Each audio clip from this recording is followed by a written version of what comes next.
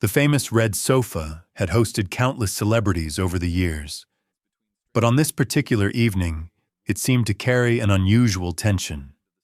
What was meant to be another light-hearted episode of a popular Friday night talk show slowly transformed into a conversation that left the audience silent. At one end of the sofa sat Helen Mirren, the acclaimed actress whose decades-long career had earned admiration around the world. At the opposite end sat Meghan Markle, whose journey from Hollywood actress to member of the British royal family, and later one of its most outspoken critics, had become a subject of global fascination. From the moment the cameras rolled, there was a sense that their perspectives would eventually collide. It began innocently enough as the host welcomed the guests and introduced Helen's latest documentary celebrating Queen Elizabeth II's centenary. The atmosphere was warm, the audience laughed easily, and everything appeared to be following the familiar rhythm of the show. Helen spoke first, reflecting on the late Queen's extraordinary commitment to public service. She described the monarch as someone whose identity had been shaped by duty, explaining that portraying Queen Elizabeth in film had given her a profound appreciation for the sacrifices required by a life devoted to others. According to Helen, genuine service often meant placing personal desires behind responsibilities that most people could scarcely imagine carrying.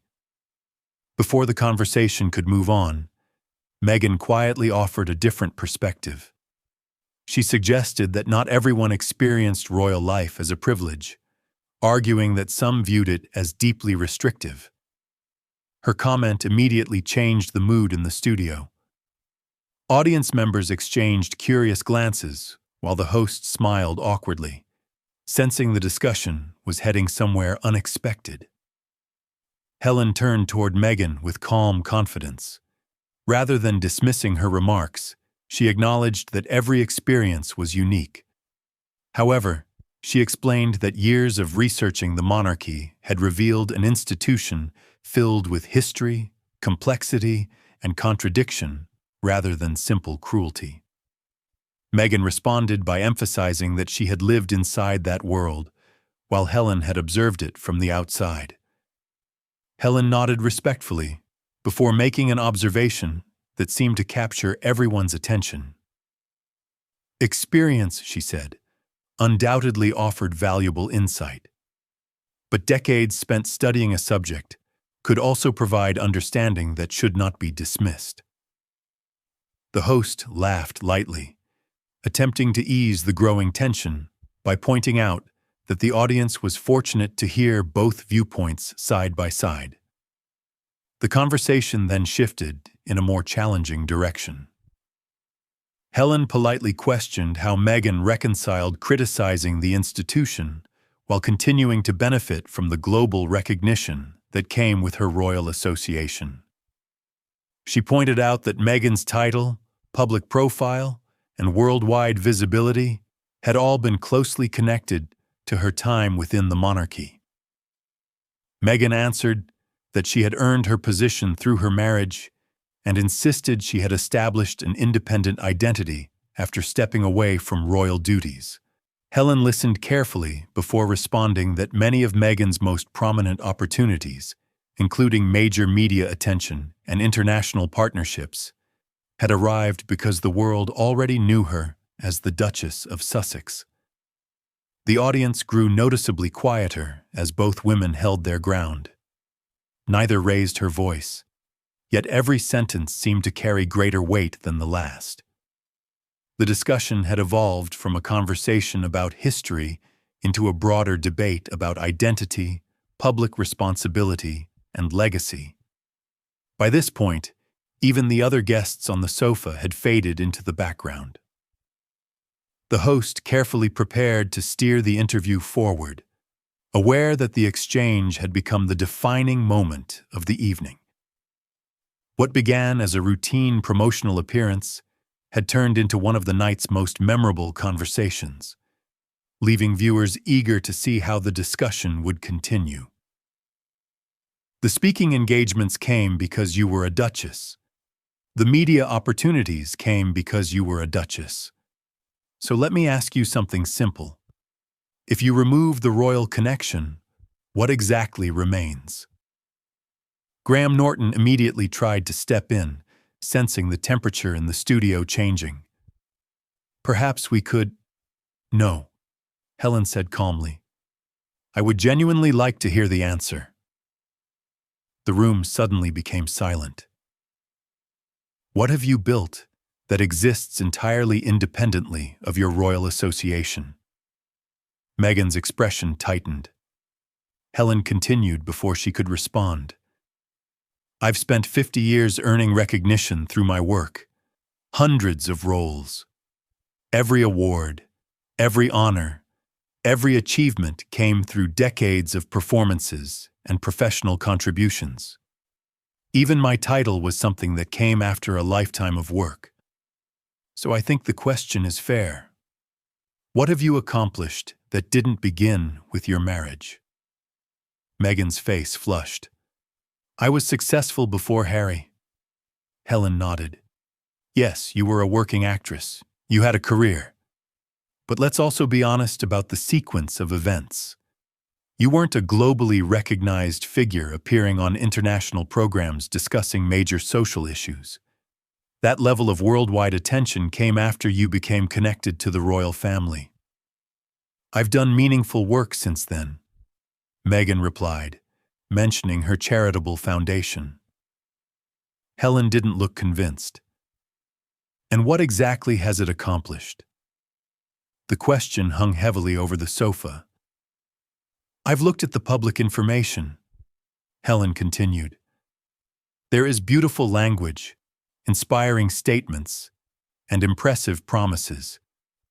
But when I search for measurable outcomes, lives directly changed, communities transformed, policies influenced, where is the evidence? Graham tried once again to redirect the discussion, but Helen pressed forward. I've worked with charities for decades. I've seen schools built, communities supported, and individual lives changed. So I'm asking a straightforward question. What tangible difference has your foundation made? Meghan began to rise from the sofa. I won't sit here and be interrogated by an actress. Helen remained remarkably composed. An actress who spent decades earning her reputation through her profession, she replied. An actress who portrayed a queen you have repeatedly criticized. An actress who has studied the institution you joined and its history for far longer than you were ever part of it. The tension intensified when Helen shifted the conversation toward Meghan's relationship with the royal family. Your husband's cousin recently had a major family event, and reports suggested you weren't there. Some claimed your absence was connected to concerns about media attention and controversy. How does it feel to be described in those terms? Tabloid nonsense, Meghan immediately answered. Perhaps, Helen said. But surely you understand why people ask questions. If members of your own extended family become distant, does that tell you something about the institution, or something about the consequences of the choices you've made? Meghan argued that the royal family remained hostile toward her. Helen offered another possibility. Perhaps relationships had been damaged by public interviews, documentaries, and private family stories becoming global entertainment. Graham looked increasingly uncomfortable. Helen leaned forward. When you married Harry, what did you expect? Did you believe centuries of tradition would suddenly change to accommodate your preferences? I expected basic decency, Meghan replied. And you received a royal wedding, global recognition, a title, security, staff, and extraordinary privileges, Helen answered. So what specifically was denied? The treatment from the press, Meghan said. But the press treated Diana badly, Camilla badly, Kate badly.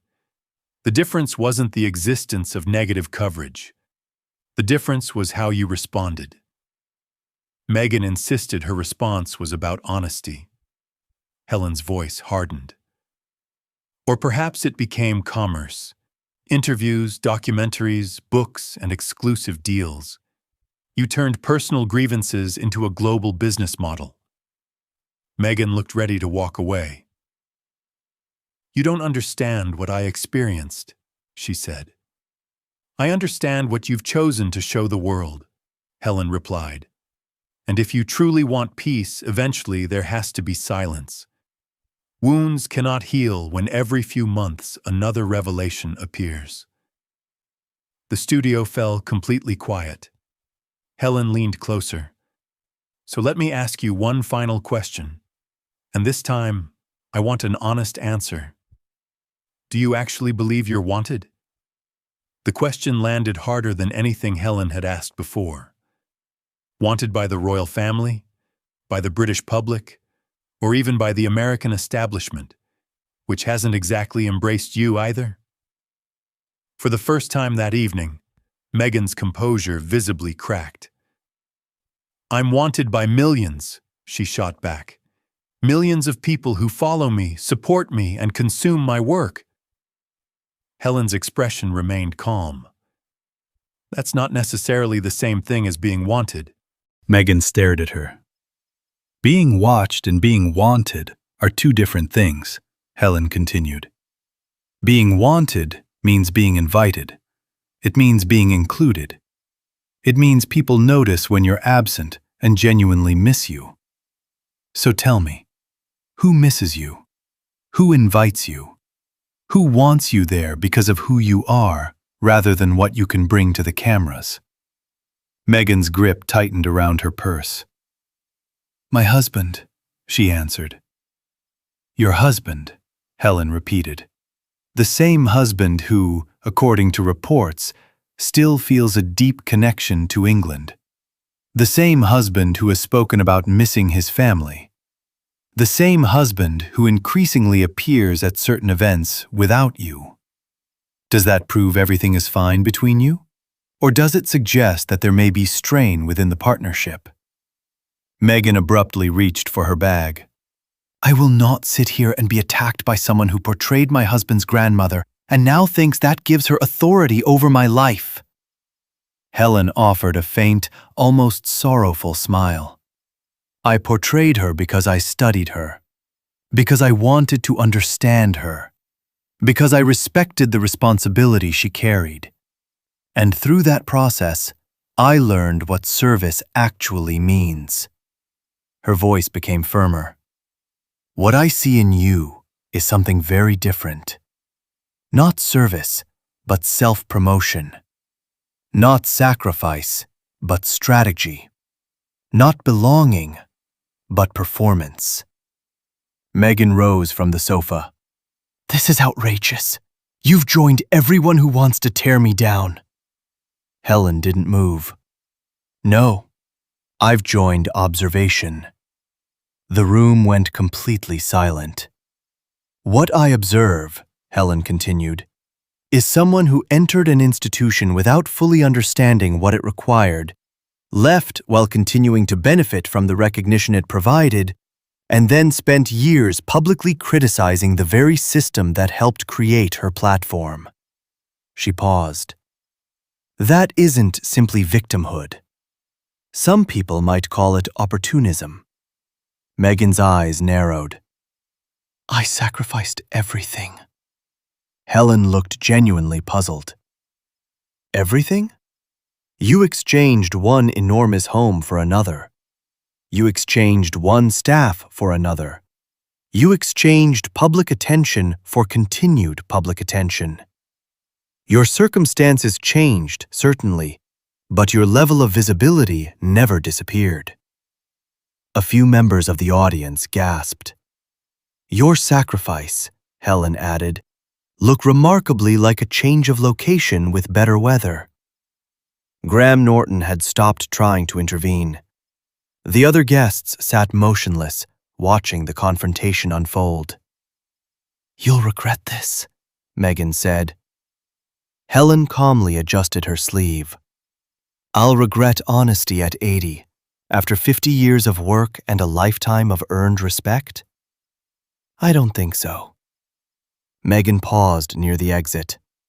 Helen continued, "What I would regret is remaining silent while someone diminishes an institution I came to respect through years of study.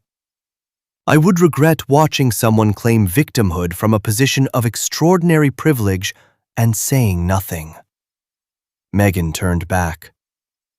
"You don't know me." "I know what you've shown us," Helen replied. "And what you've shown is someone who wanted the crown without the weight, the title without the duty, and the platform without the responsibility. You accepted everything the institution offered, then spent years explaining why none of it was good enough." Meghan stood frozen for another moment before finally walking through the studio doors. The door closed. Silence. Graham stared at Helen, then at the remaining guests, before finally looking toward the audience. "Well," he said weakly, "that just happened." Helen calmly straightened her sleeve.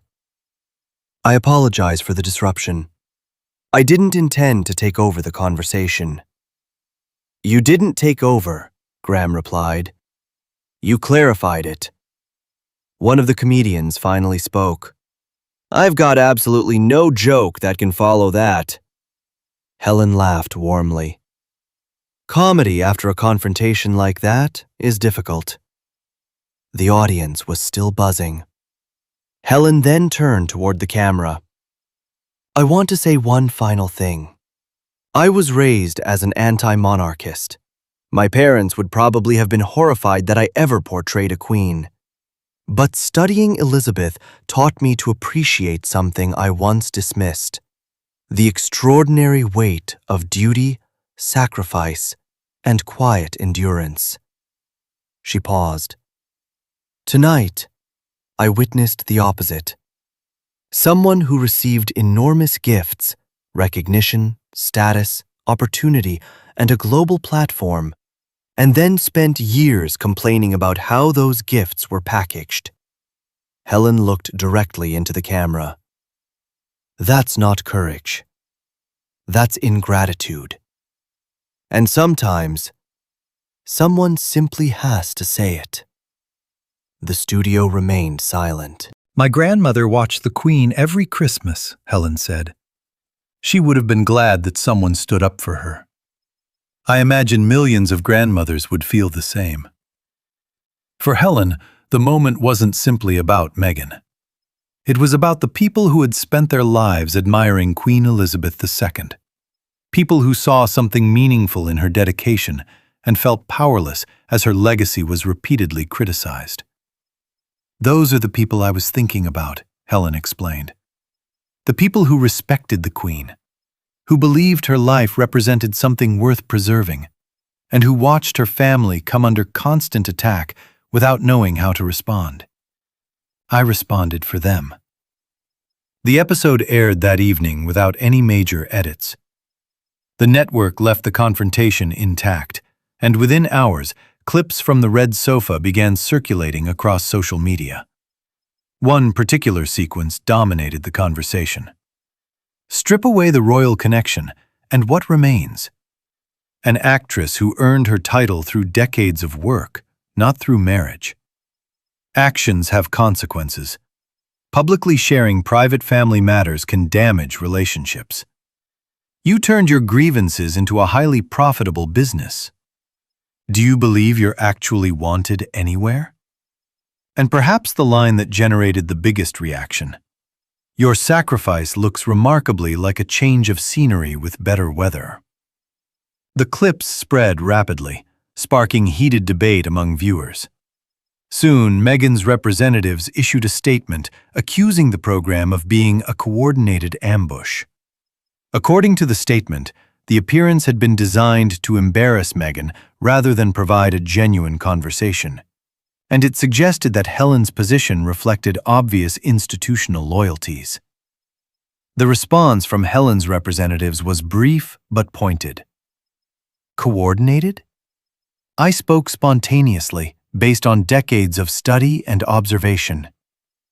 The statement continued that Helen had spent years engaging with the history and traditions of the monarchy, while the confrontation had simply been the result of asking difficult questions that Meghan did not expect. Helen later added, "I've portrayed the Queen. I've met the Queen. I've studied the Queen." When someone criticizes that legacy while continuing to benefit from the recognition connected to it, I notice. And at 80 years old, I have very little reason to stay silent about what I see. For Helen Mirren, the confrontation became an unexpected conclusion to decades of involvement with royal history. Her portrayals of Queen Elizabeth had already established her reputation as an actress, but the interview gave viewers an entirely different impression of her relationship with the subject. She wasn't speaking as a royal official or government representative. She was speaking as someone who had spent years studying the institution and developing a deep respect for the person at its center. For Meghan, the exchange created a different kind of challenge. Helen wasn't a tabloid commentator. She wasn't a former royal employee. She was an internationally respected actress, an Oscar winner, and a figure who had built her reputation through decades of professional work. That distinction became central to the online reaction. Viewers began comparing two very different paths to public recognition. On one side was Helen, whose honors and influence had accumulated over 50 years of performances and achievements. On the other was Meghan, whose critics argued that her greatest level of global visibility emerged after marrying into the royal family. Helen's questions seemed simple enough. What have you built independently? Where have you made a measurable difference? Do you believe you're genuinely wanted? And when the answers failed to arrive clearly, the silence itself became part of the story. To supporters of Helen, that silence represented the difference between recognition earned through decades of work and attention built around controversy. To Meghan's defenders, however, the exchange was another example of a public figure being subjected to unfair scrutiny.